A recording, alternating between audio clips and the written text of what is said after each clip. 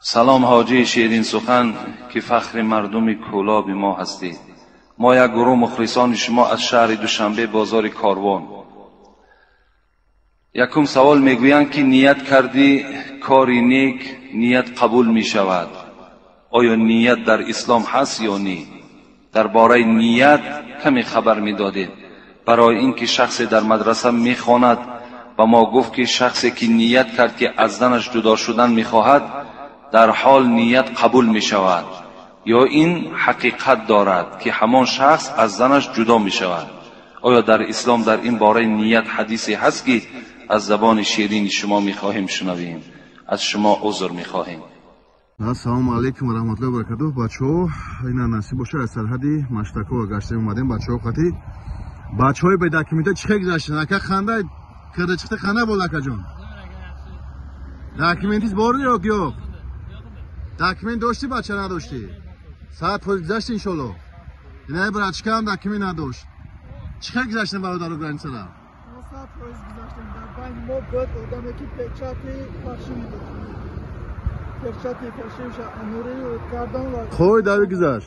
ساعت پول. نه بچه کو علاقه باشین علاقه که انشالله برام برای نوریم امروز 29/01/2025 از سالش دورین ماشین اشتگی ایزا میکشن ببرن گپ زدن بخی در خانه خدا باشید. نفرونه که قد پست دارد و میخواید قد بلند داشته باشد یا اینکه فربه هستید و میخواید خراب شوید یا اینکه خراب هستید و میخواید فربه شوید یا اینکه زنهایی که از بیماری های زنانه اذیت میکشند یا اینکه از دردهای معده روده گرده اذیت میکشند با همه این شرکت شفافرما کمک میرساند یا اینکه زنهایی که از مرشینه یا از داغ‌های سفید روی اذیت میکشند با همه این شرکت شفافرما کمک میرساند. غیر از این شرکت شفافرما برای شما حجامه به پول را پیشنهاد می‌نماید. کسانی که در شهر مسکو قرار دارد هم رفته حجامه کند هم داروهای خود را دسترس نماید. مرحمت. یعنی اگر شخصی که نیت کند که من از زنم جدا میشوم، این معنای او را ندارد که وای از زنش جدا شد، زیرا که جدا شدن این فقط و فقط به همون لفظ است.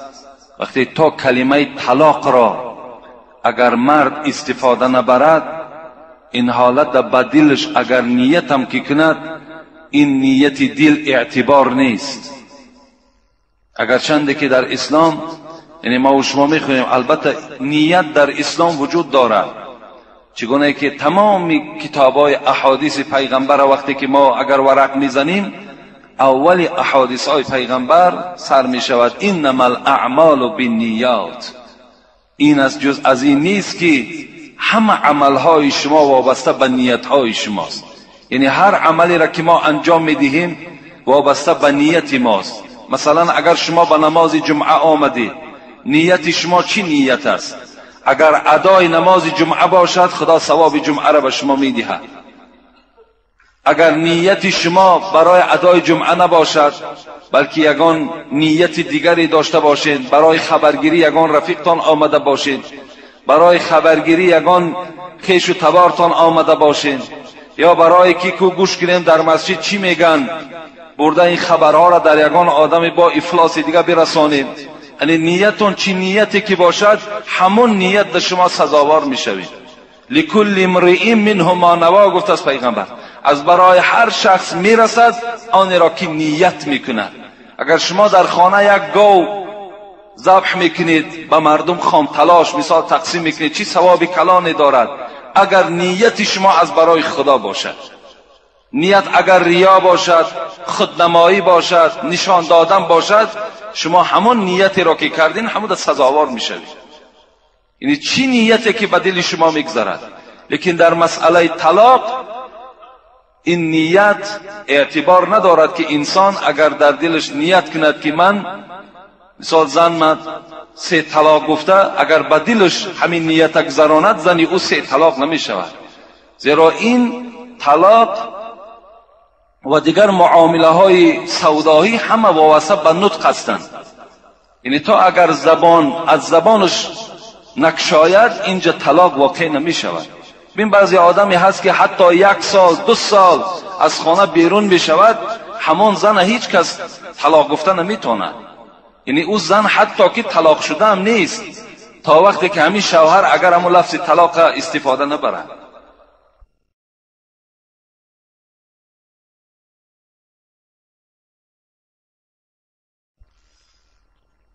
السلام علیکم اکای حاجی مرزا، ما از شهر دوشنبه به نماز آمدیم.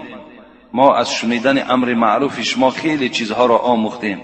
شما در یکی از سبت‌های خود گفتید که با همسایه‌های خود خیر و سخاوت کنید و نیک باشد. ولی همسایه‌های ما پدر مرا سال 1993 در ماه شریف رمضان به یگان سبب به قتل رسانیدند. من چی خیل با ویها معامله کنم؟ خود بگویید و در حق پدرم دعا کنید و خدا شما را نگهبان باشد. حاجی میرزای شیرین زبان، نویسنده صلاح الدین. یعنی خداوند این پدر را رحمت و مغفرت کند و گورش را خدای مهربان پر نور بگرداند و این فرزنداش خدای مهربان اهل هدایت گرداند. و به این برادر ما چی گفتنی هستیم؟ البته دیگر خداوند آن سالهایی را که در اینجا این برادر یادآور کرد، خدای مهربان هیچگاه این حالتها را دیگر بالای این مردم تاجیک نآورد که خیلی حالتهای ناخوبی بود که همه ما و شما از حالتهای ناخوب این چشیدیم. خیلی آزرده شدیم، خیلی مانده شدیم.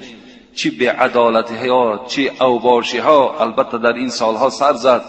الحمدلله که الحال این آرامی و این یکدیگر فهمی که در بین ماست، هزارها به سوی پروردگار شکرانه کردن در کار.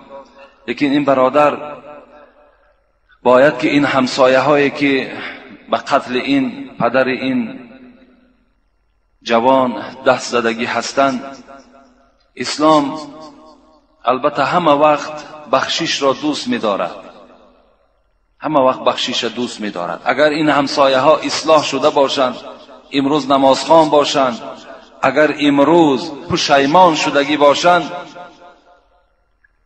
باید که این برادر یعنی از گناه اینها گذرد و اینها معامله کند همچون همسایه. چگونه که پیغمبر خدا را اگر شما جنگ احد اگر یاد داشته باشین، چی پیشانیش زخمی کردند، چی ابروهای ایشان زخمی کردند، چی دندان مبارکه، چی رخساره های مبارکه همه را خونشار کرده بودند.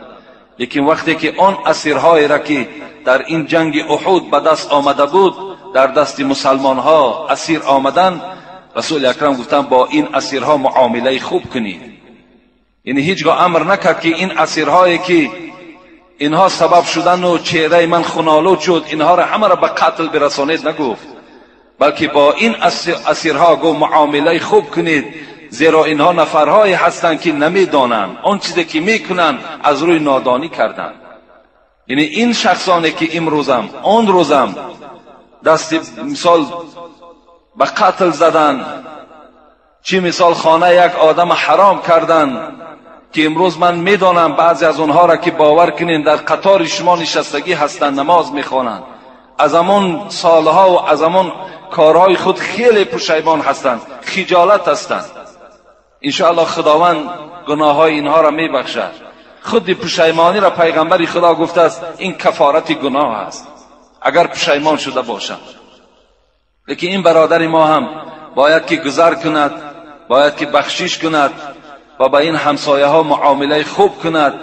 لیکن پدر ای انشاءالله از دست این گناه اگر شخصان هم که به قتل رسانیده شده باشد، این یک درجات خیلی بلند بردگی هست. باید که این هم البته فراموش نکند.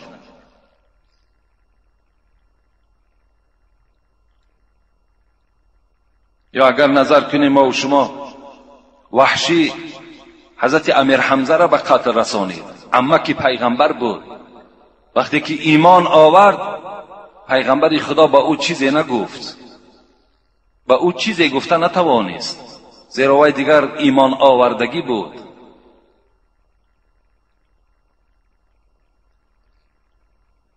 من یکی از مخلصان شما از شهر دوشنبه ثبت آواز دارم و کسیته های شما را هم میفروشم.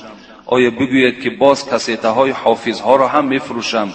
کار من خطا هست یا راست؟ و شما چی میگویید در این باره؟ یگان سخنی بگویید و من 100 سامان برای مسجد خیر کردم. در آخر در حق من دعا کنید تا که خداوند گناههای مرا ببخشد که خیلی بنده گناهگارم.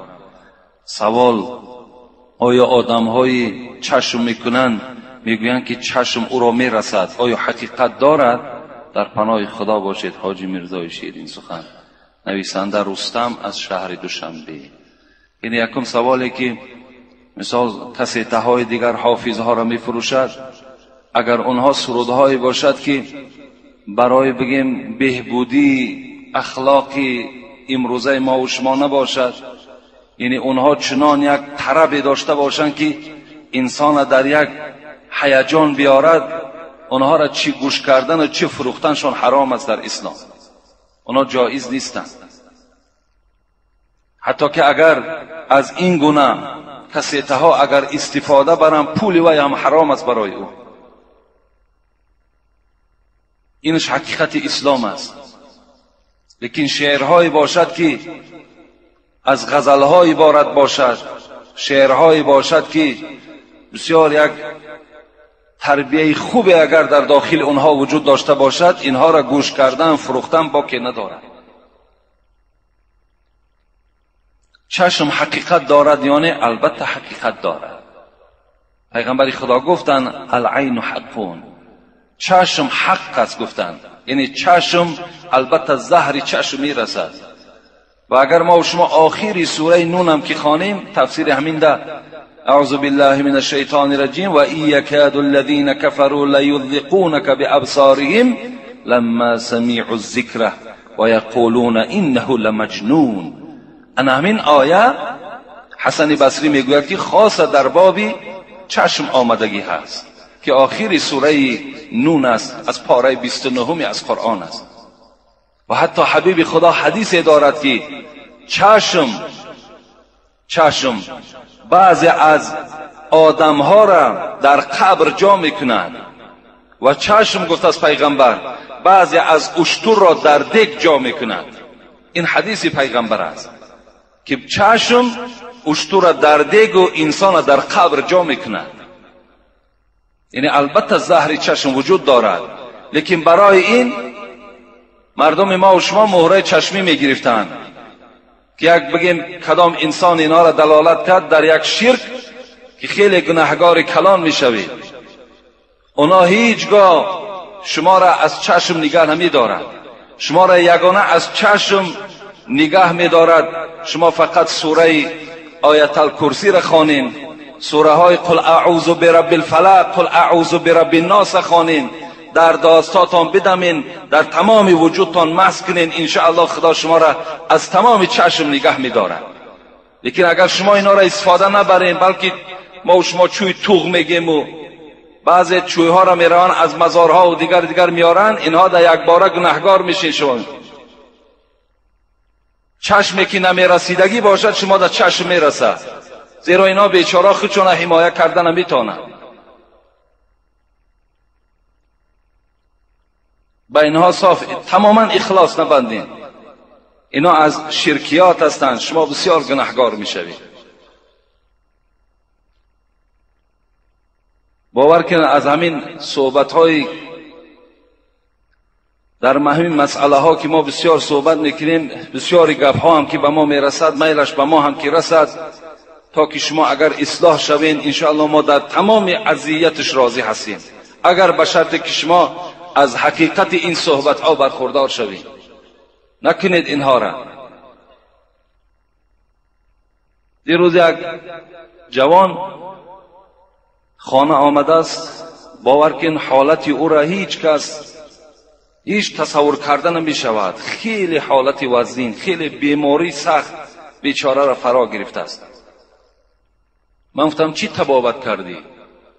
گفت همون مزار در یک ملا هست. گفت کی که میرم، گفت از همون خاک همو یک جاروب دارد، گفت همین پشتای مده، گفت میمالد، گفت میشکد، گفت و مرا مهلت داده است که 20 روز بعد تو شفا میابی. همین دروغ ها چی لازم هستند؟ من اون جوان گفتم نخواه که تو اینقدر صحبت میکنیم و اینقدر از این خبرها خبر میتیم، تو کجا را گوش میکنی؟ اون بیچاره‌ای که در دستش جاروب دارد یا مثال طرف به این کارهای شرکیات دلالت میکند و احتیاج هم 5 سامان و 10 سامانی تر دارد، اون بیچاره همه فکرش بس همون پولی ته هست و پروای شفای ته هم ندارد. شفا در دست او هم نیست. آخه بدنت میسوزد، درمند است. الحمدلله امروز بیمارخانه ها رفته در طبیب ها نشان بتین. آخه میبینی که یگان زیان است. الحمدلله امروز جوانهایی هستند که از قرآن آیت قرآن میخوانند، اونها را بیار تا که مثال قرآن قطعی تو را شفا کنند.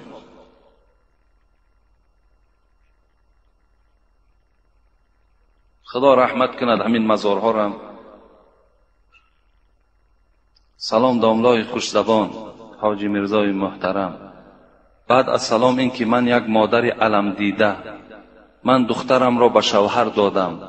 بعد چند حادثه رخ داد که از حکم شرعی چنان بیرون است که حتی زبانم بر گفتن او نمیپیچد.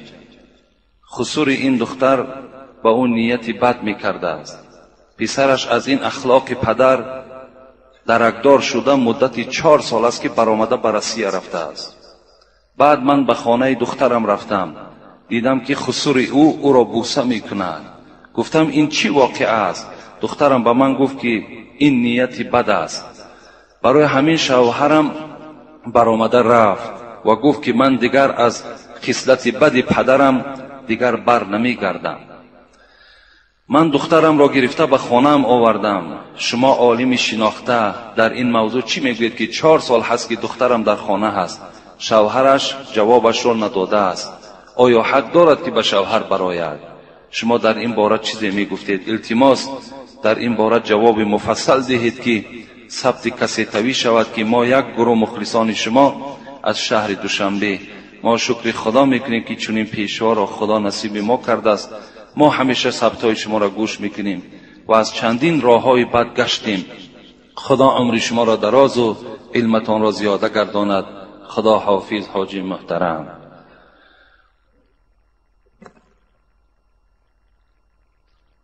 یعنی البته ما در این موضوع ها صحبت ها داشتیم.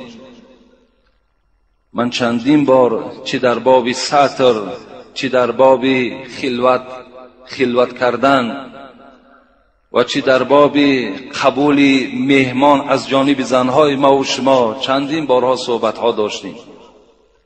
البته پیغمبر خدا به حکمت نگفتند. در حدیث های فراوان برای ما و شما خبر میدهند لا یخلون رجل بامرأة الا کان ثالثهما الشیطان، که این حدیث ترمذی است. هیچگاه زن همراه زن هیچگاه خلوت نکند یک مرد بیگانه، زیرا یقین داند که سیوم اونها شیطان است.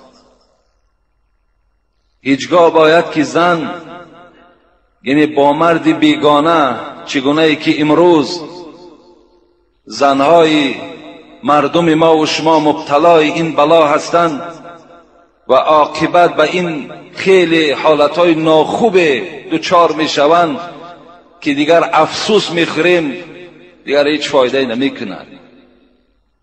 این پیغمبر خدا میگوید شما هیچگاه حق ندارید چی برادرش باشد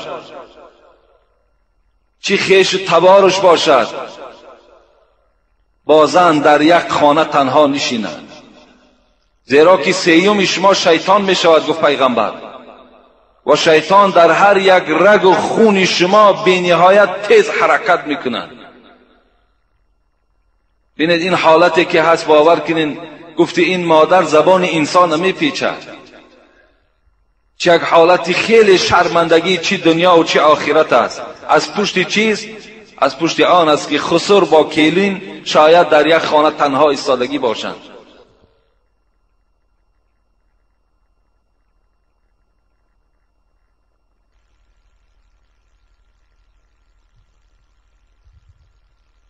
ببینید این حالتی که هست باور کنین.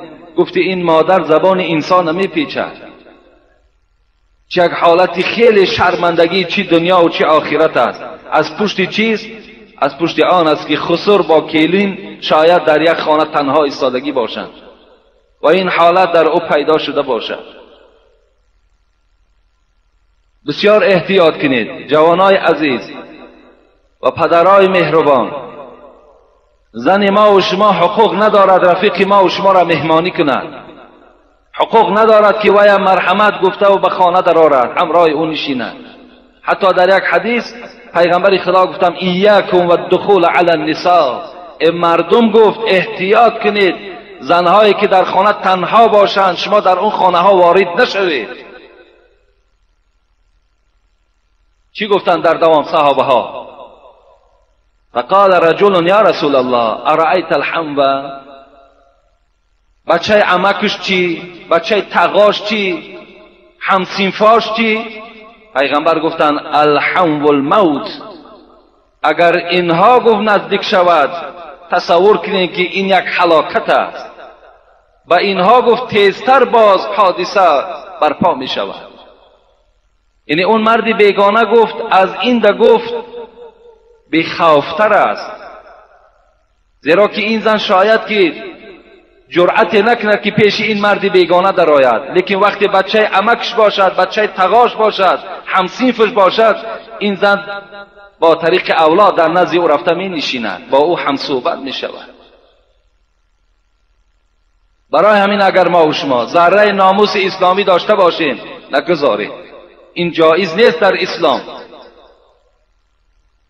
برای چی ما این سخنها را میگیم؟ این عاقبتش در ما و شما آمده رسیده ایستاده است.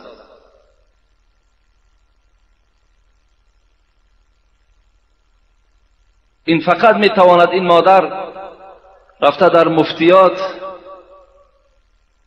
مراجعت کند، یعنی اداره دادن فتوای طلاق است. این 4 ساله که این جوان و این همسرش نگاه و بین نکرده است، این در همون مفتیات اگر مراجعت کند اون جوانها برای این خط طلاق میدهند که در این مدت وقتی که شوهر که اگر هیچ نگاه و بین از جانب او نشود، اونجا در فتوا در اونها حقوق دارند، می نویسند در دستش می دهند. از روزی که وی می نویسد الک حکم طلاق واقع می شود. اون عده می پاید، 3 حیض کامل نگاه می کند، بعد اون می تواند که شوهر کند. این یگانه فقط همون جای حل کردنش فقط مفتیات است. السلام علیکم داملای عزیز، ما در یک پنجشنبگی اشتراک میکنیم، فقط شیر برنج میکند از حساب نارسایی هایش و یک ملا داریم اون میگوید که پیش این شیر برنج خیزه. آیا این درست است یا نه؟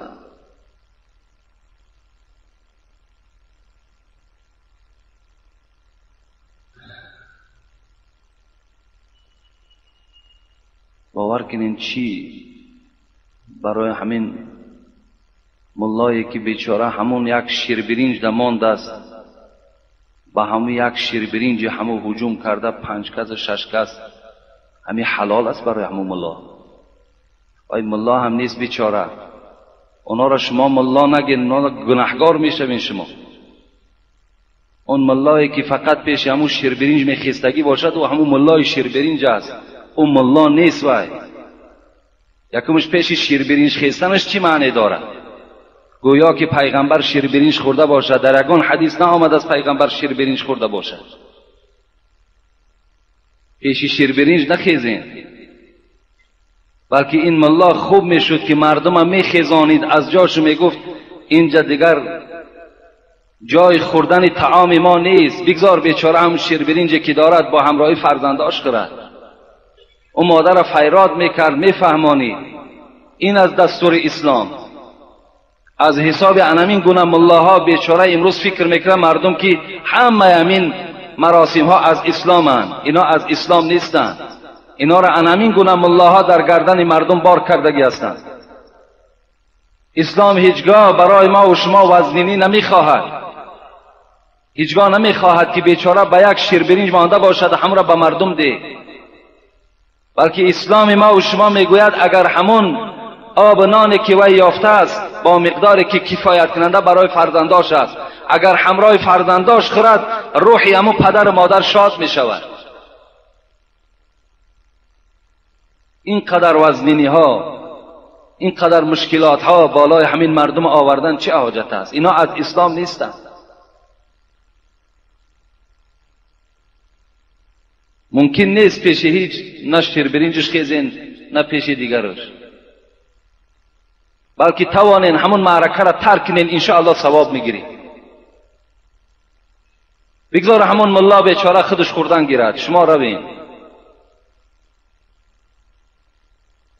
سلام ای پیروی دین مبین اسلام حاجی میرزای عزیز، من یک سوال دارم که برادر من حق دارد که زن مرا زند، که زیرا میگوید که من حق دارم، چی کار کنم؟ با همین کار سبب شد و زندگی من ویران شد. حقیقت این را به من بیان کنید. من یک مخلص شما از ناحیه ورزاب شهر دوشنبه هستم. دوم سوال، پدرم از مادرم جدا شده است، وی زن دارد، از ما جدا می باشد. به من زکات دادن جایز است یا نه؟ برای آنکه زندگانی را من با همراهی مادرم دادرانم پیش برده ایستادم. اینجا یکم سوالش جواب میگوییم. البته برادر او حقوق ندارد که زن دادرش لطقین کند، یعنی بالای اون زن فقط شوهرش حق دارد.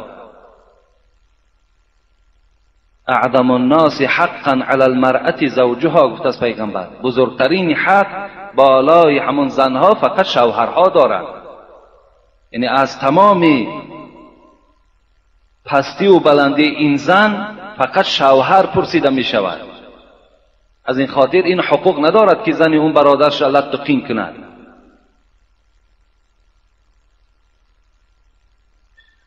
و این پدره که اگرچنده که وی زن گرفته است، جدا هم که شده باشد، فرزند حق ندارد که به پدر خود زکات دهد یا به مادرش زکات دهد، یا پدر و مادر مالدار باشد فرزنداش زکات دهند. این درست نیست در اسلام. فقط زکات دادن میتواند برادر دهد، برادر خواهرهاش دهد، یا خواهری به دولت باشد میتواند که مثال خواهر و اپش زکات دهد. بین فرزندها دادن زکات جایز، لیکن بین پدر و فرزند یا بین دختر و مادر این در اسلام درست نیست زکات دادن.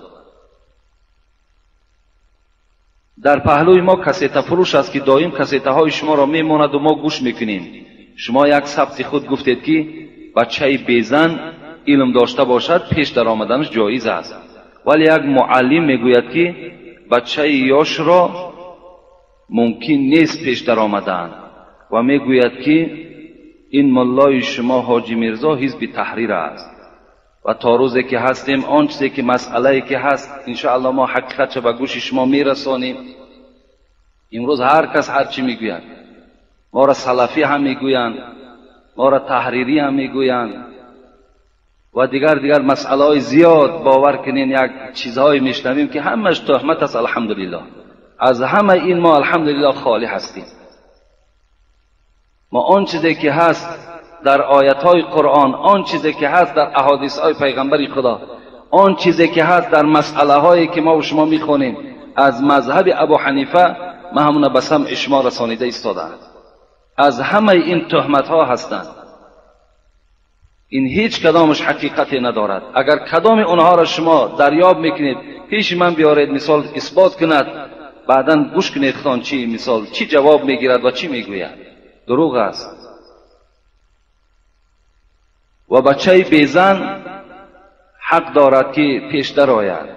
اگر عالم باشد حقوق دارد که نماز مردم خوانده دهد.